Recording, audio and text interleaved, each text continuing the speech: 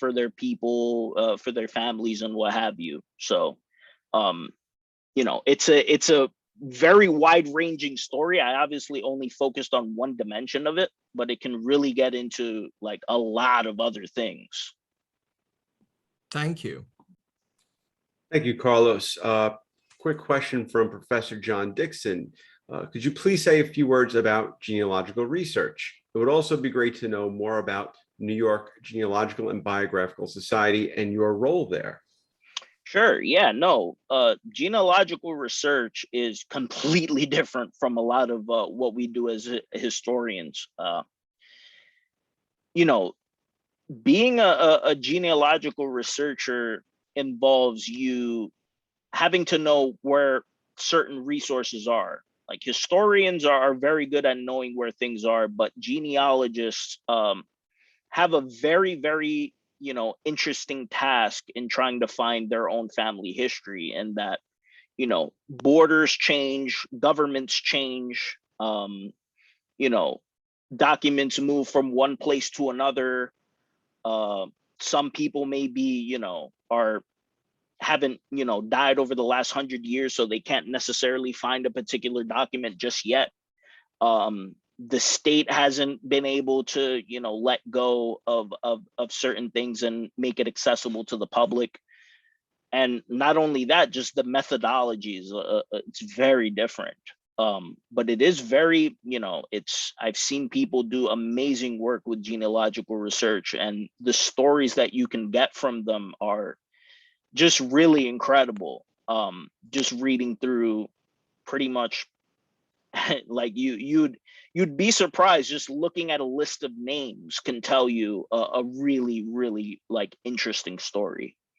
But I'm not a genealogist myself, but I do appreciate that discipline, and I have tremendous respect for those folks that do practice it, because it's really tough. It really is. But I've seen how it does great for people that do understand their family history. And to answer the other question, my role there at the NYGMB, and I heard Dr. Iverson, you struggled a little bit with the New York Genealogical and Biographical Society part.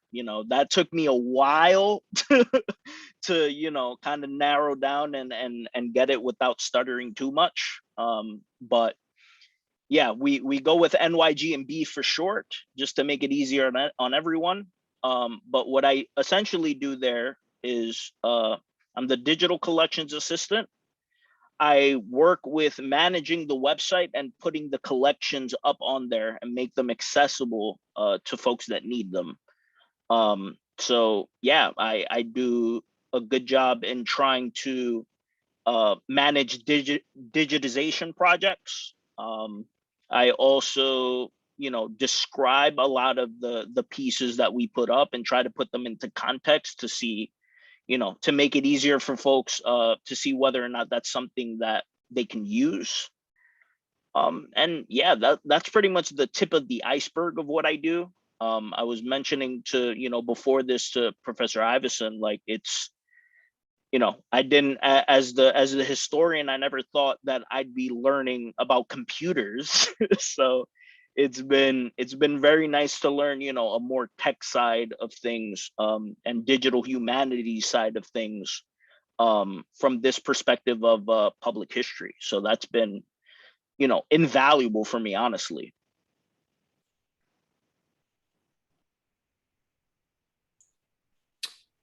Another quick follow-up question. This one is from me.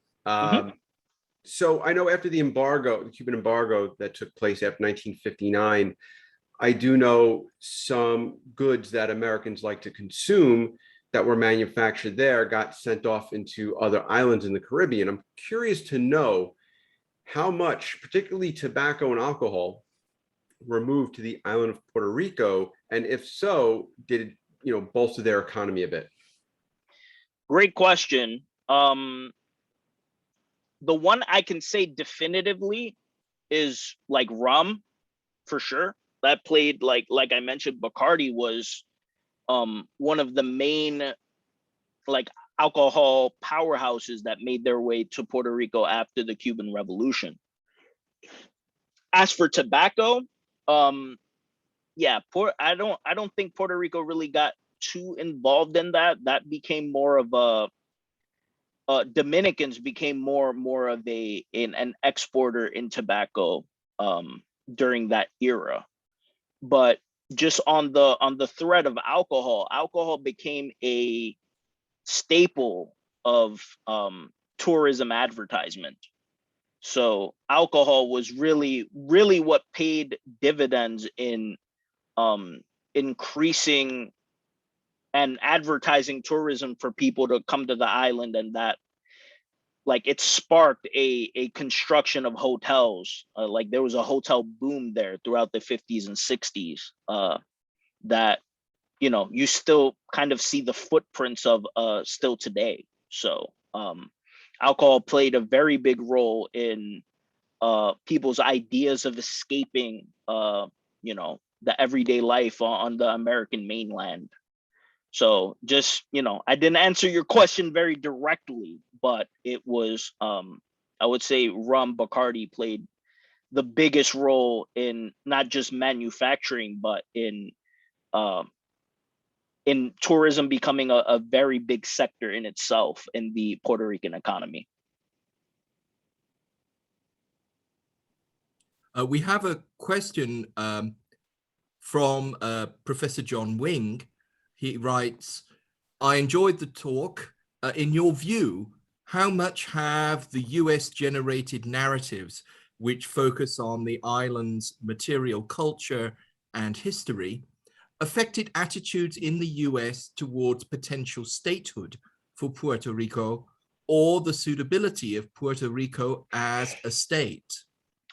It's a very good question. Very good, because in the 50s, you know, there was a brief point where I discussed Luis Muñoz Marin, but his whole campaign was focused on the status question of whether or not Puerto Rico should be a state or it should be a free associated state. And his proposal was, if we develop our economy as Puerto Ricans and create a identity of our own, we're giving the United States, you know, we're essentially giving them the idea that we can be independent and that we can self-rule.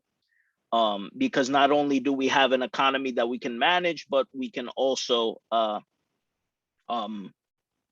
you know, we also have an identity and a cultural richness to contribute to not only Americans, but the world.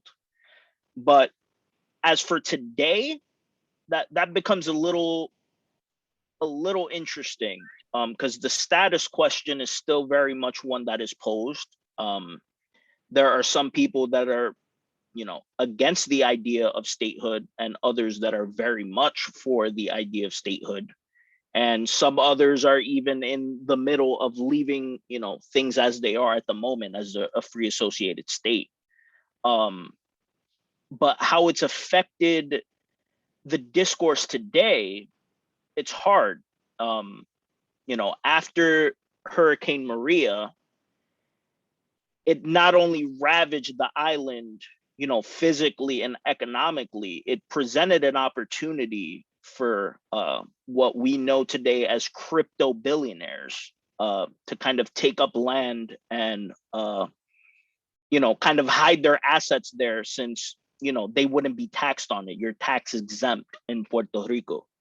So, you know, there's the discussion of, you know, if it were to become a state, like, how are we going to tax those assets? Or should it become a state, or should it not become a state, so that people could continue, you know, hedge funds could continue exploiting it? So, you know, it's a really hard thing to tackle and to really talk about concisely, because there's just so many things to pull from.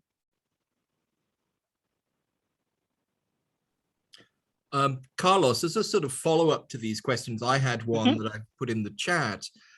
Since you showed an image, for example, of a tourism poster and what you've just said, it occurred to me, could you tell us more about the importance of tourist literature and tourism advertising, such as by shipping companies and airlines, in constructing an image of Puerto Rico that was both romanticized and stereotyped?